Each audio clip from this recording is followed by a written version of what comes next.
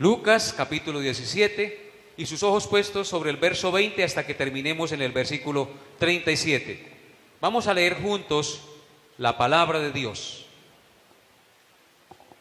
Preguntado por los fariseos cuándo había de venir el reino de Dios, les respondió y dijo: el reino de Dios no vendrá con advertencia, ni dirán helo aquí o helo allí, porque he aquí el reino de Dios está entre vosotros. Y dijo a sus discípulos: tiempo vendrá cuando desearéis ver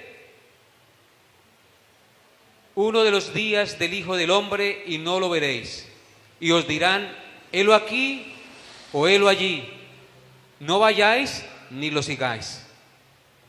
Porque como el relámpago que al fulgurar resplandece desde un extremo del cielo hasta el otro, así también será el Hijo del Hombre en su día. Pero primero es necesario que padezca mucho y sea desechado por esta generación. Como fue en los días de Noé, así también será en los días del Hijo del Hombre. Comían, bebían, se casaban y se daban en casamiento, hasta el día en que entró Noé en el arca y vino el diluvio y los destruyó a todos. Asimismo, como sucedió en los días de Lot, comían, bebían, compraban, vendían, plantaban, edificaban. Mas el día en que Lot salió de Sodoma, llovió del cielo fuego y azufre y los destruyó a todos. Así será el día en que el Hijo del Hombre se manifieste. En aquel día, el que esté en la azotea y sus bienes en casa, no descienda a tomarlos. Y el que en el campo, asimismo, no vuelva atrás. Acordaos de la mujer de Lot. Todo el que procure salvar su vida la perderá, y todo el que la pierda la salvará. Os digo que en aquella noche estarán dos en una cama, el uno será tomado y el otro será dejado. Dos mujeres estarán moliendo juntas, la una será tomada y la otra dejada. Dos estarán en el campo, el uno será tomado y el otro dejado. Y respondiendo le dijeron: ¿dónde, Señor? Él les dijo: donde estuviere el cuerpo, allí se juntarán también las águilas. Amén, hermanos. Lo que acabamos de leer es la bendita palabra de Dios. Un mensaje que pronunció el Señor Jesucristo con sus labios y que por el evangelista Lucas fue consignado en la bendita palabra de Dios.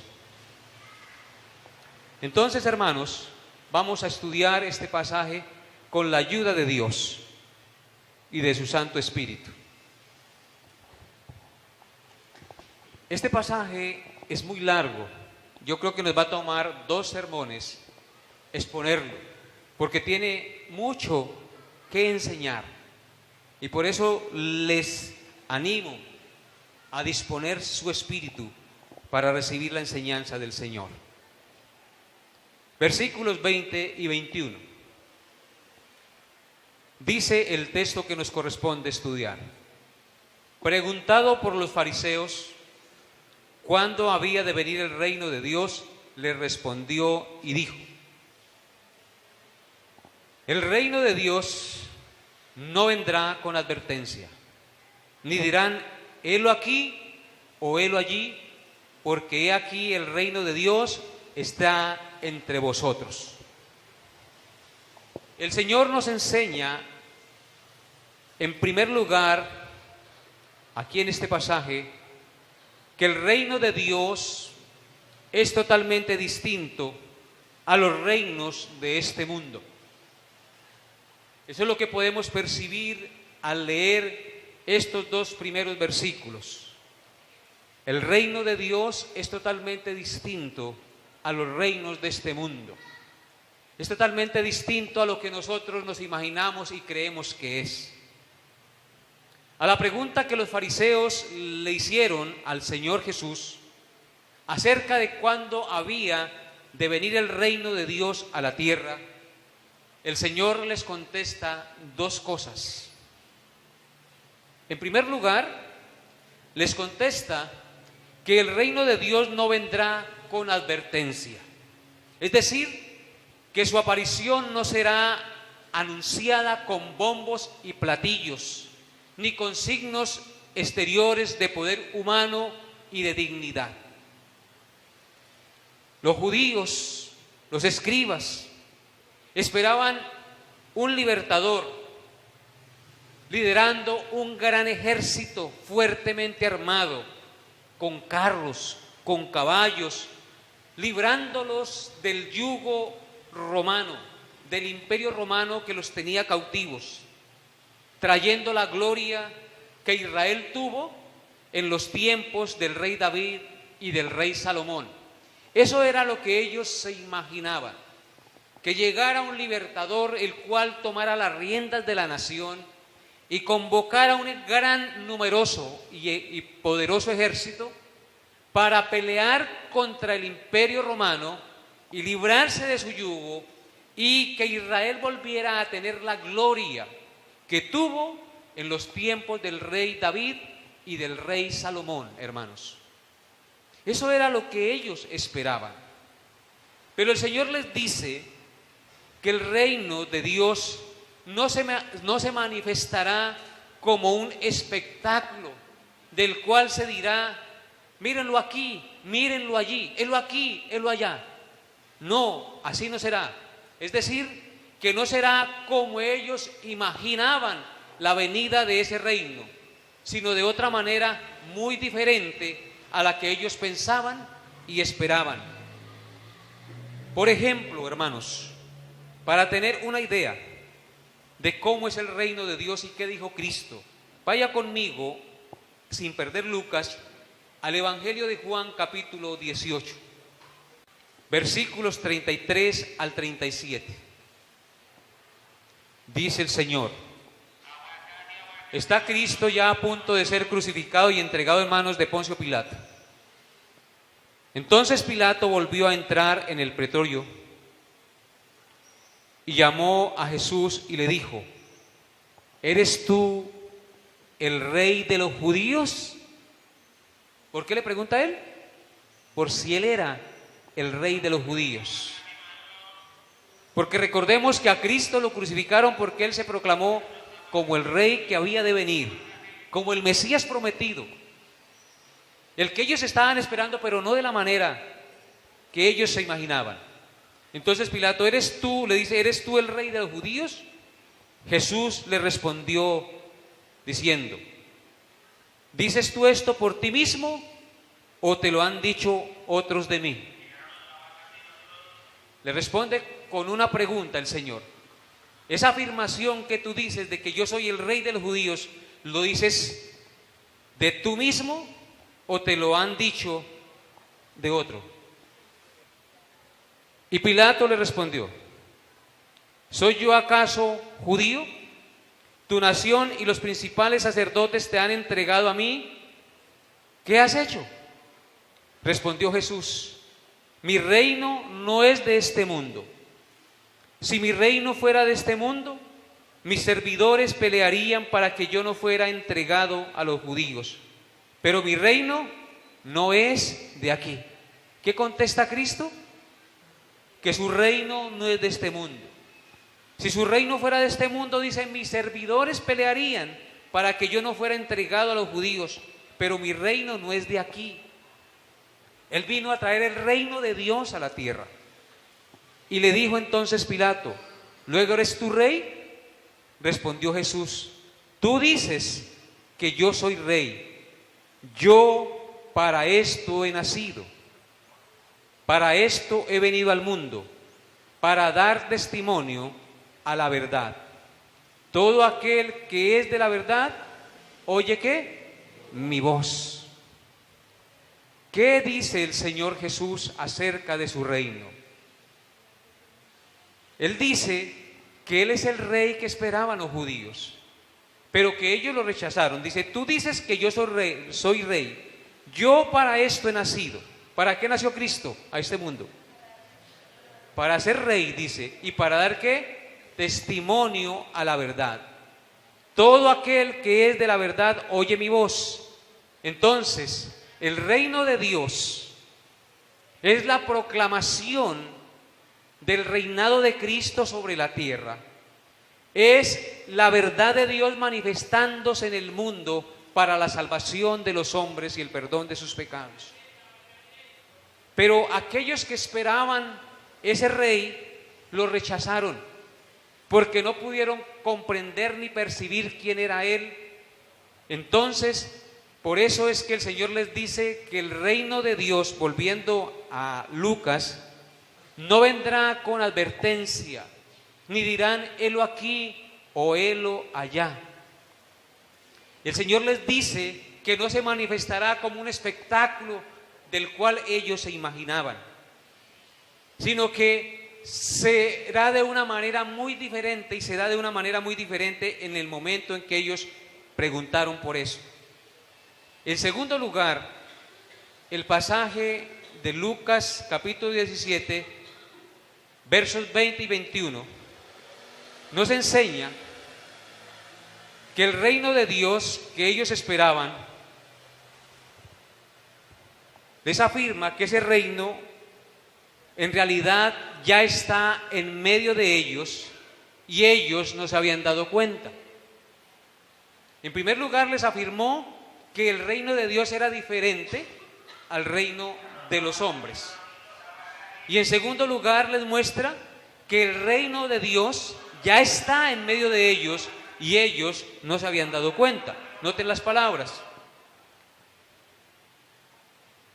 Preguntado por los fariseos cuándo había de venir el reino de Dios, le respondió y dijo: el reino de Dios no vendrá con advertencia, ni dirán helo aquí o helo allí, porque he aquí el reino de Dios está entre vosotros. Cristo les afirma que el reino de Dios está entre ellos, está en medio de ellos, pero ellos no se han dado cuenta. A diferencia del reino militar que ellos esperaban, el reino de Dios y el rey habían nacido en un humilde pesebre de Belén, sin que los grandes ricos, sin que los grandes sabios y los grandes poderosos del mundo lo hubieran percibido. Solamente lo percibieron unos humildes pastores que cuidaban los rebaños de sus ovejas cerca de Belén, y posteriormente unos sabios de Oriente que vinieron de tierras muy lejanas a traerle presentes al rey de los judíos que había nacido.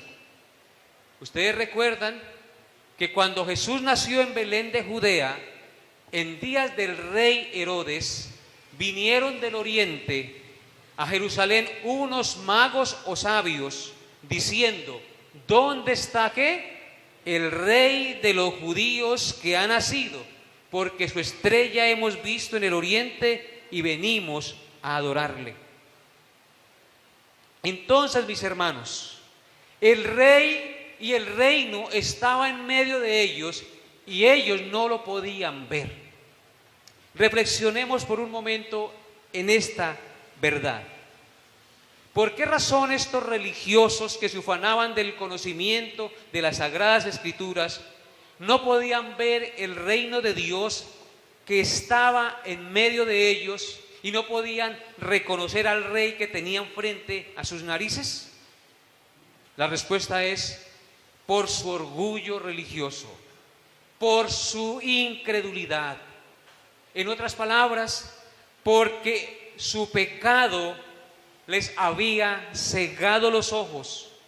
En otras palabras, podríamos decir, porque ellos estaban muertos espiritualmente y no podían ver el reino de Dios que estaba entre ellos.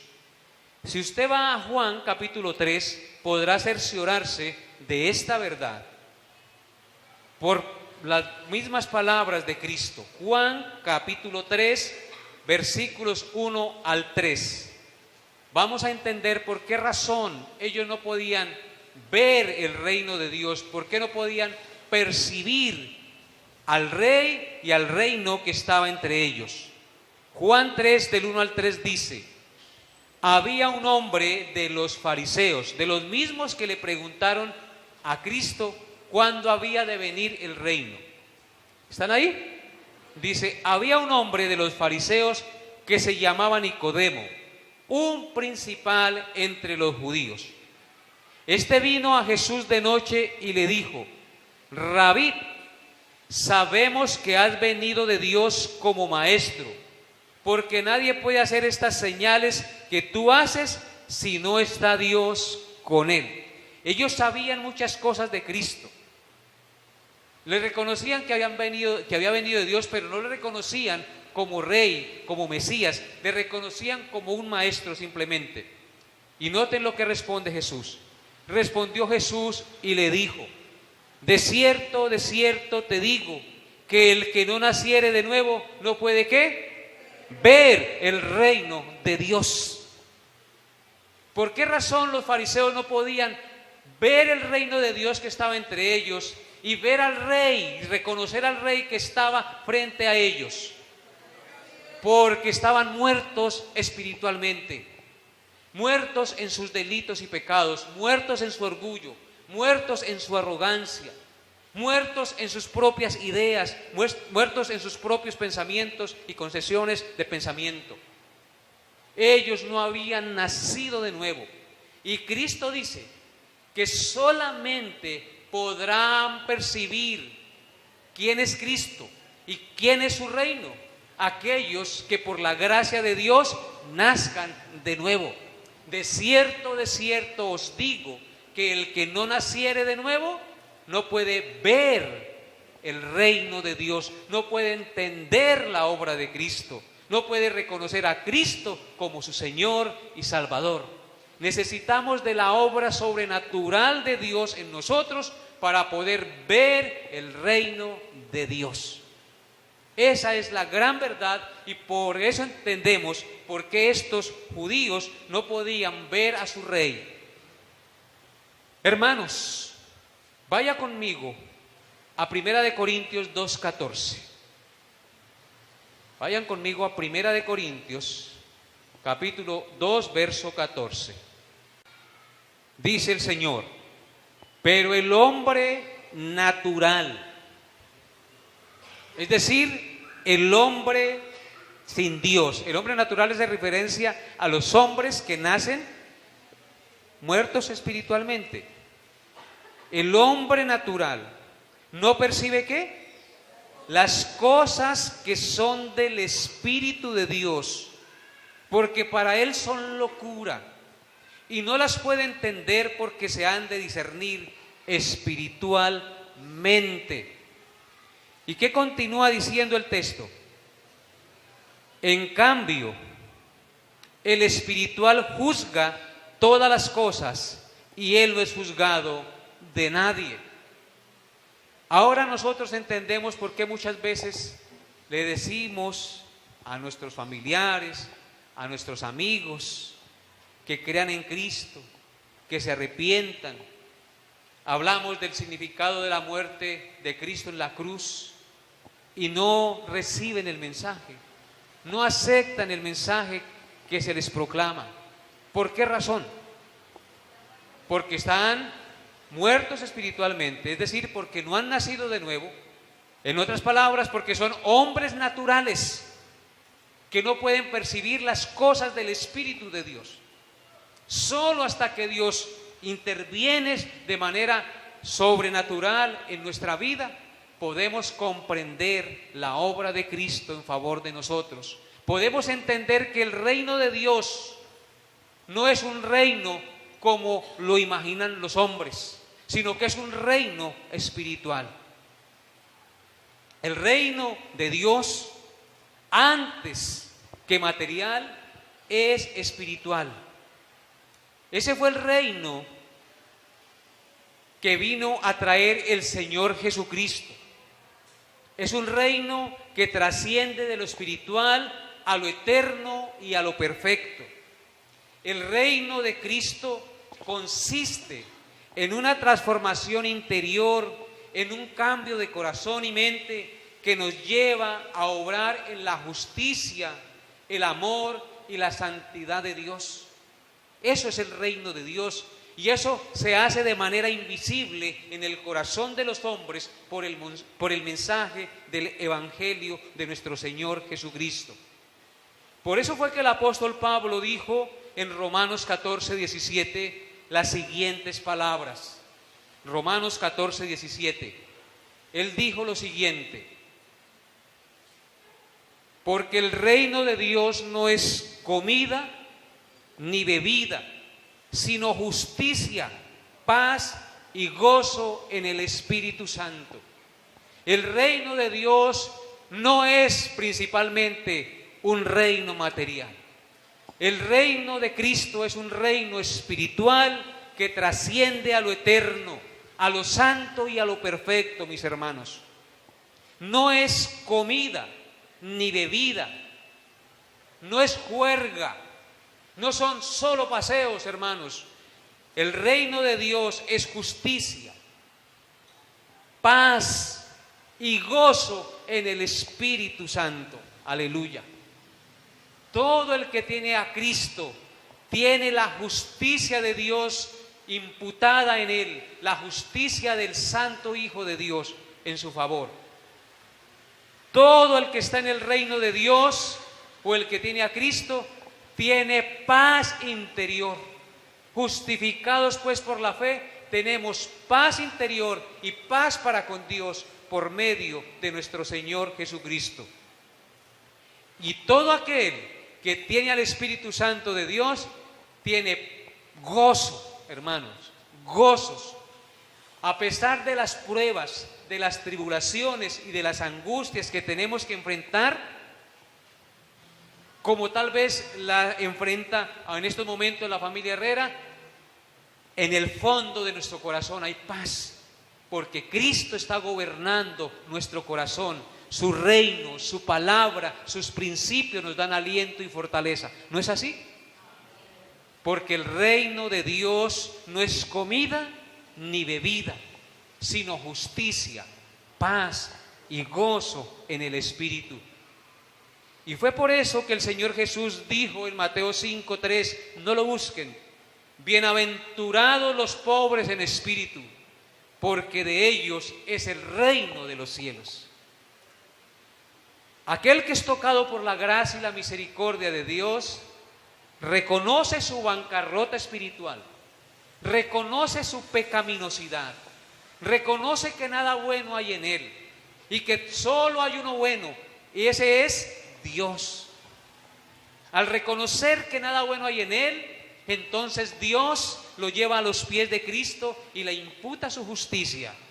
Por lo tanto, este hombre dice, de él es el reino de los cielos.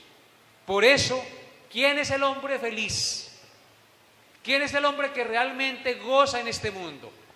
Aquel cuya transgresión ha sido perdonada y cubierto su pecado.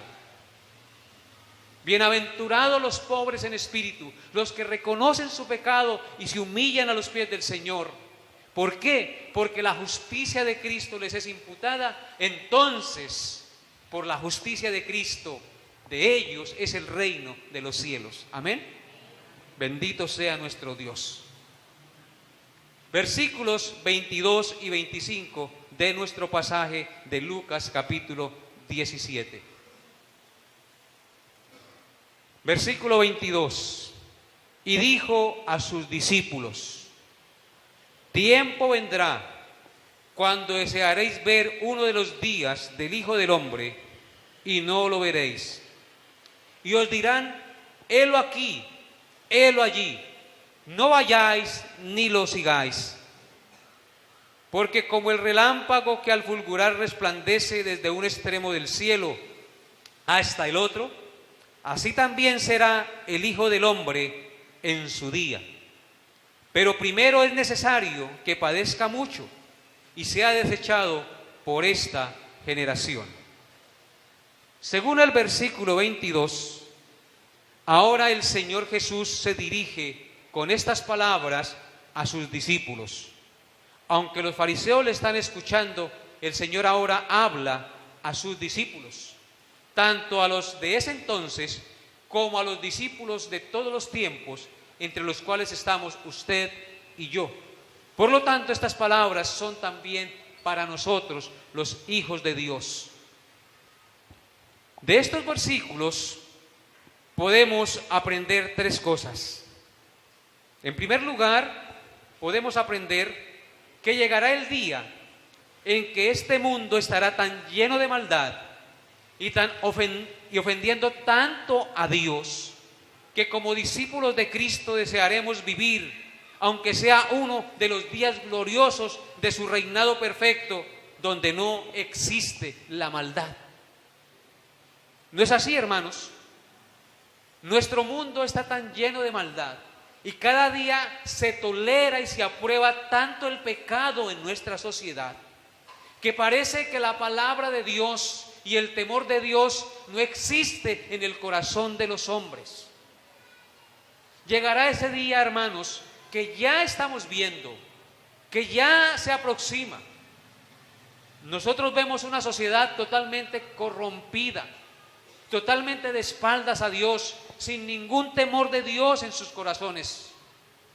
Los gobiernos aprobando leyes en contra de la voluntad de Dios, sin importar lo que Dios diga, han echado su ley a las espaldas y dicen, no queremos que tú reines sobre nosotros, nosotros somos capaces de hacernos nuestras propias reglas.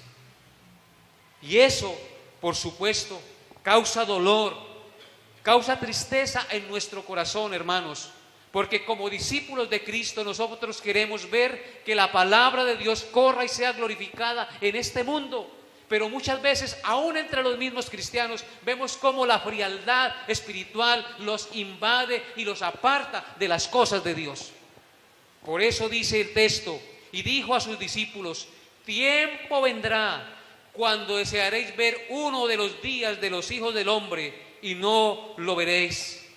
Nosotros anhelaríamos ver que en esta tierra el Señor gobernara y ninguno de los seres humanos ofendiera a Dios, sino que todos en unidad, en amor y en perfección glorificáramos a Dios con nuestras vidas, en nuestras familias, en todo lugar donde estuviéramos. ¿O no es así? Ese es el deseo de nuestro corazón como discípulos. Y entre más pasa el tiempo, el pecado más se acrecienta.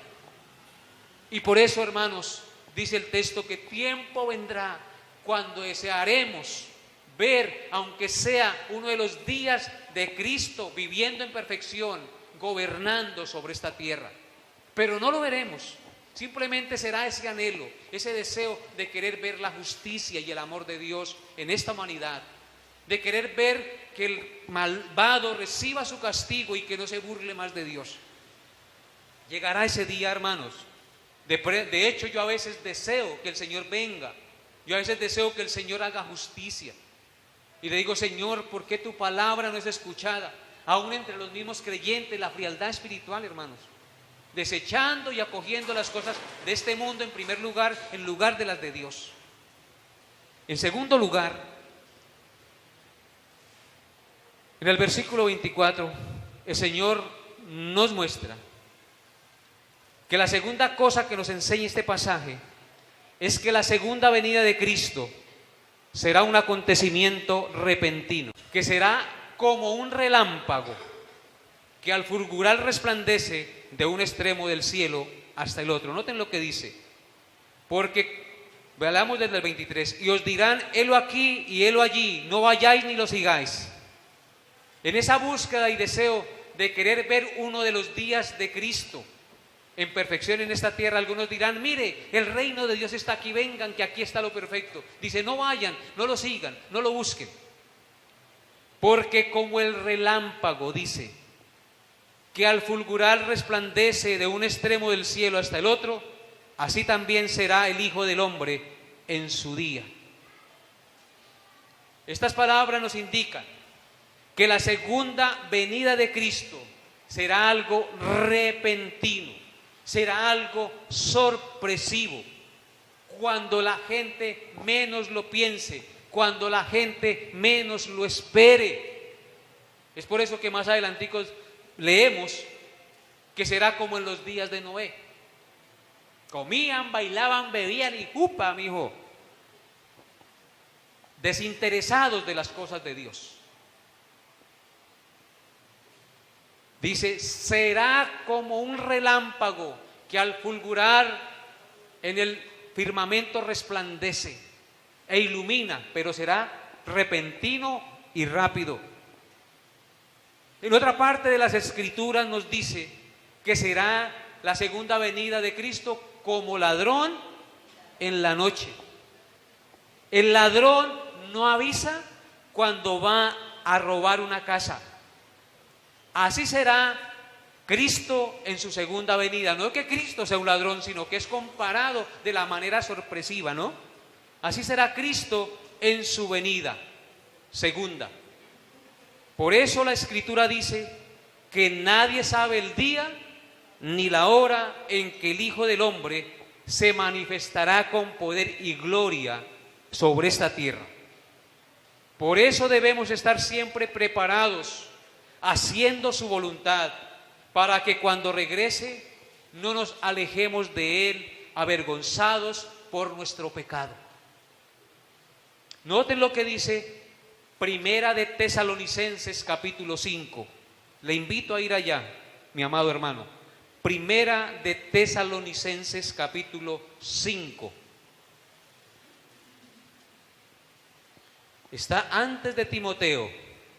Primera de Tesalonicenses capítulo 5, versículos 2 al 5.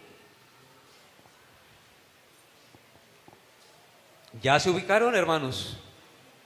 Dice así, Primera de Tesalonicenses capítulo 5, versículos 2 al 5. Porque vosotros sabéis perfectamente, si escuchan esas palabras, sabéis perfectamente, le dice Pablo a los tesalonicenses, que el día del Señor, o sea, el día de su segunda venida, el Señor vendrá así como ladrón en la noche. ¿Cómo vendrá el Señor? Como ladrón en la noche. Que cuando digan paz y seguridad, entonces vendrá sobre ellos destrucción repentina, como los dolores a la mujer encinta, y no escaparán. Cuando digan paz y seguridad. El mundo cada día dice que va en pro de la paz, que el mundo será una aldea donde todos nos amaremos y nos toleraremos unos a otros, donde nadie le dirá nada a nadie, sino que todos nos amamos, crea lo que crea, piense lo que piense y haga lo que haga. Una comunidad de amor fraterno, dicen ellos. Ecumenismo se llama eso. Entonces el mundo va a estar basado en esa paz. Y ellos van a decir paz y seguridad hay en el mundo. Cuando digan paz y seguridad, ¿qué va a pasar?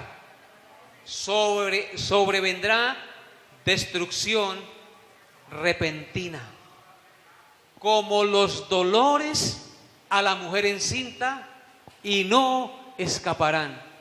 Cuando a una mujer encinta le dan los dolores, tiene que ¿qué? Correr para la clínica, o la partera estar lista para recibir al niño que va a nacer al mundo. No escapará de esos dolores. Así será la venida del Hijo de Dios. Cuando menos pensemos, cuando menos lo esperemos, aparecerá su señal en el cielo, como el relámpago que aparece en el firmamento y alumbra, para que todos lo vean, hermanos. Sigue diciendo, mas nosotros o vosotros, hermanos, dice el apóstol, no estáis en tinieblas, para que aquel día os sorprenda como ladrón. Qué gran bendición, ¿no? Para nosotros. Nosotros los que conocemos a Cristo no estamos en tinieblas, no somos ignorantes de la verdad de Dios. Por eso cuando Cristo venga, los verdaderos creyentes le estarán esperando, como las vírgenes que estaban con sus lámparas llenas de aceite, preparadas para recibir al esposo, hermanos.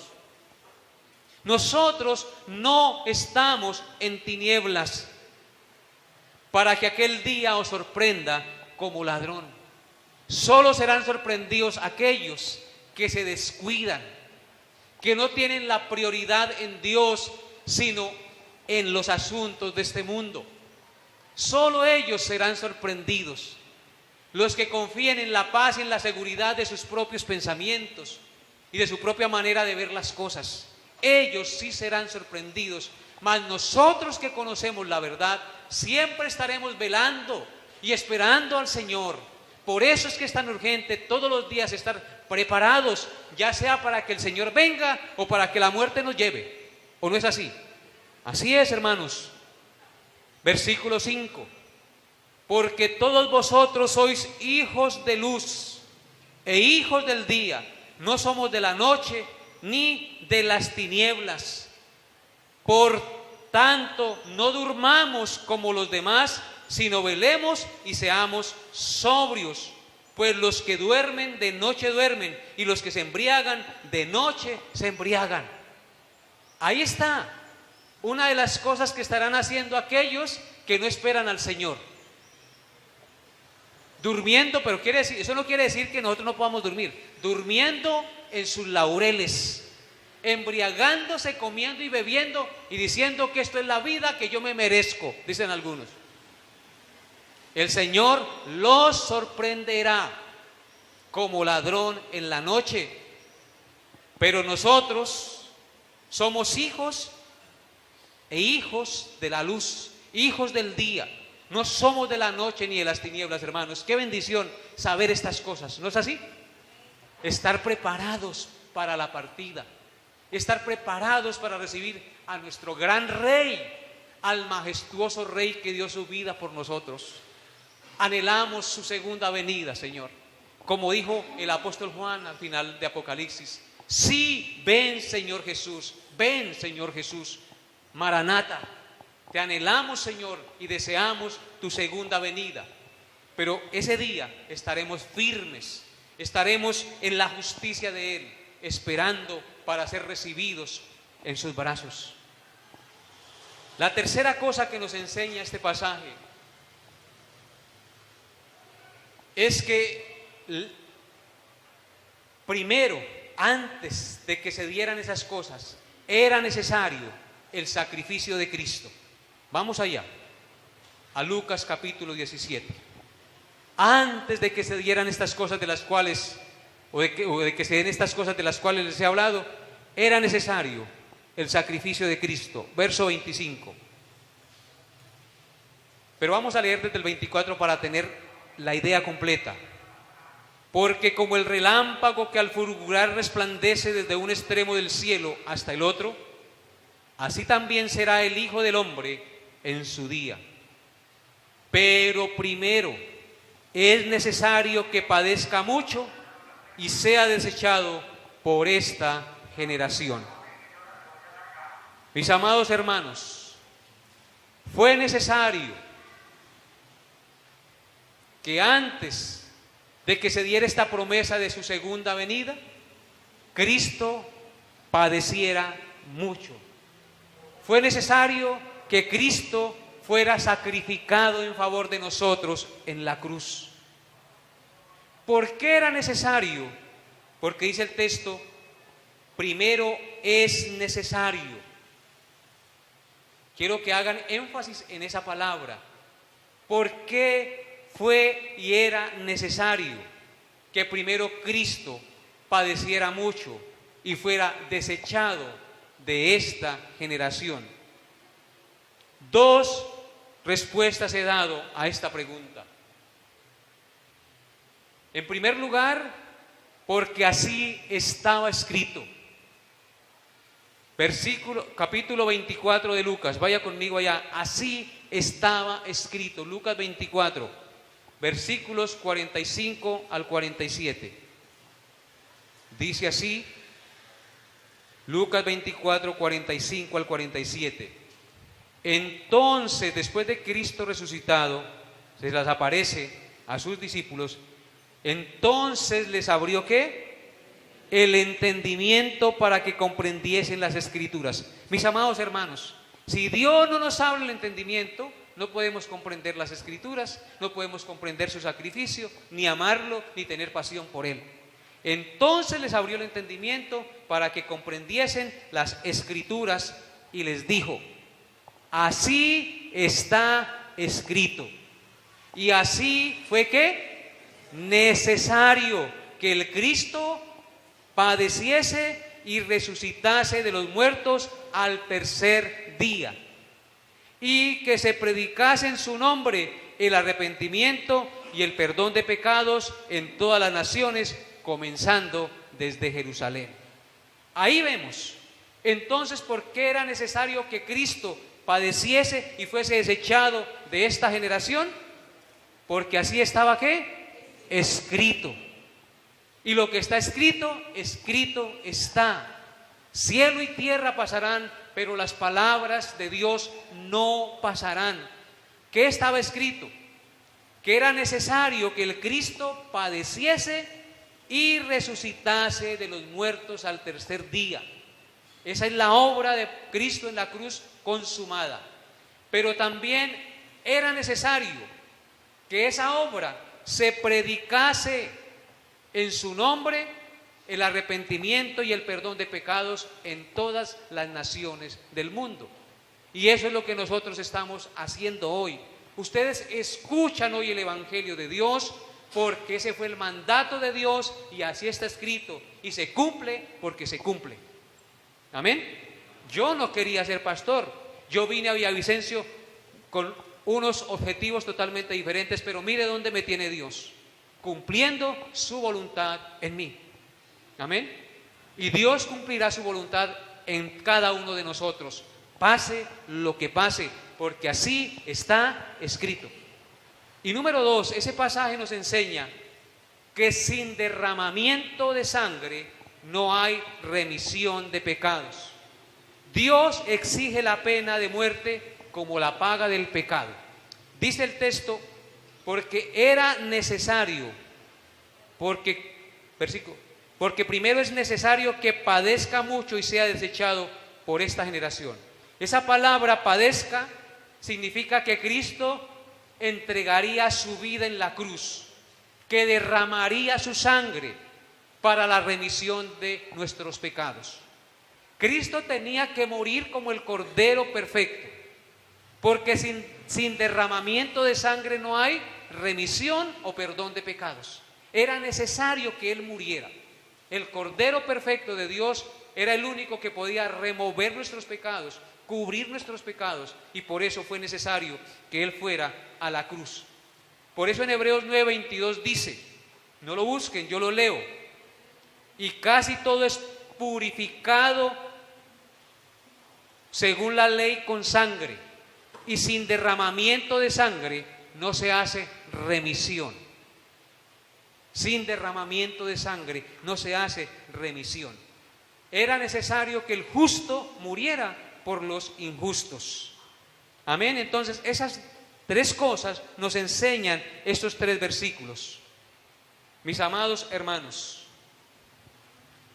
aunque el reino o el gobierno de Dios es esencialmente espiritual y está en el corazón de las personas, Cristo también se aseguró que el reino de Dios tendría una manifestación visible y gloriosa al final de los tiempos. Y de eso será lo que hablaremos en el próximo sermón. Quiero terminar esta predicación en este día yendo a Isaías capítulo 53. Isaías capítulo 53. Para que hablemos de lo necesario que fue la muerte de Cristo. Isaías 53, versículos 3 al 4. Primero es necesario que el Hijo del Hombre sea desechado y padezca mucho por esta generación. Isaías 53, 3 al 4 dice: despreciado ¿Y qué? Desechado. ¿Qué dice allá en Lucas? Que tenía que ser ¿qué? Desechado de los hombres. Dice, despreciado y desechado entre los hombres, varón de dolores, experimentado en quebranto, y como que escondimos de él el rostro. Fue menospreciado y no le estimamos. Ciertamente llevó él nuestras enfermedades, sufrió nuestros dolores, y nosotros le tuvimos por azotado, por herido de Dios y abatido. Mas él herido fue por nuestras rebeliones, molido por nuestros pecados. El castigo de nuestra paz fue sobre él, y por su llaga fuimos nosotros curados. Amén. Ahí tenemos la descripción de lo que tenía que padecer el Cordero de Dios en la cruz. Era necesario que el Cristo padeciese mucho y que fuese desechado por esta generación, porque si Él no muere en la cruz, porque si Él no ofrenda su vida, no hay remisión y perdón de nuestros pecados, hermanos. Eso nos debe llenar de una gratitud infinita hacia nuestro glorioso Salvador Jesucristo, ¿no les parece? Bendito sea Él por siempre, alabado su santo nombre, porque Él pagó la deuda de mi maldad y me imputó su santa y perfecta justicia. Él vive y reina por siempre, y usted y yo le debemos la gloria, la honra y el honor. Amén. Vamos a colocarnos en pie, hermanos, y vamos a darle gloria y gracias a Dios por este día que nos ha regalado, por las enseñanzas de su palabra, por haber adorado hoy de lo profundo de nuestro corazón al Rey que vive, a nuestro glorioso Salvador Jesucristo, al que ofrendó su vida por nosotros. El reino de Dios está ¿a dónde? ¿A dónde, hermanos? Entre nosotros, en nuestro corazón, hermanos. Y Él gobierna en cada uno de nosotros. Y eso lo podemos ver en la transformación de nuestra vida, en nuestras familias. Bendito seas tú, Señor Dios de Israel, que has dado a tu Hijo Jesucristo, quien vino de manera humilde, naciendo en un humilde pesebre, sin pompa, sin lujos, despreciado y desechado por los ricos, por los poderosos y por los sabios, por los religiosos. Solamente unos humildes pastores tuvieron el privilegio de ver el nacimiento del gran Rey y Redentor, el Salvador del mundo, Cristo el Señor. Unos reyes de fuera de Israel que no tenían arte ni parte con la nación de Dios, vinieron también a reconocer su nacimiento y su reinado sobre la tierra. Y nosotros hoy, por gracia y misericordia de Dios, también reconocemos que Él es nuestro Rey, porque un día Él se manifestó a nuestra vida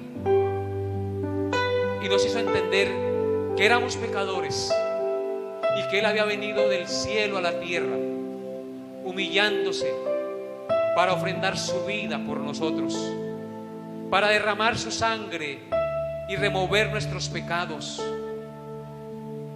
y revestirnos de su santa y perfecta justicia. ¿Cómo no alabarte? ¿Cómo no bendecirte? ¿Cómo no darte gracias, Altísimo Señor, por tu inmensurable amor? Ayúdanos a entender esta gran verdad, Señor. Toca los corazones de mis hermanos, toca los corazones de los que escuchan tu palabra por la radio, toca los corazones de los que están aquí por primera vez y revela tu amor y tu bondad para ellos, porque solo en ti hay esperanza, porque solo en ti hay consuelo y fortaleza para el alma. Aunque la muerte nos alcance, sabemos que un día resucitaremos como tú resucitaste, porque la tumba no te pudo retener, Altísimo Señor. Bendito eres tú, oh Dios. Llénanos de tu gracia, Señor, y que tu Santo Espíritu nos guíe cada día para hacer tu voluntad, y que seas tú, Señor, el que ocupe el primer lugar en todas las áreas de nuestra existencia. Bendito por siempre, Señor. Te amamos y te bendecimos, Señor, y te alabamos con todo nuestro corazón y te damos gracias en Cristo el Señor. Amén y amén.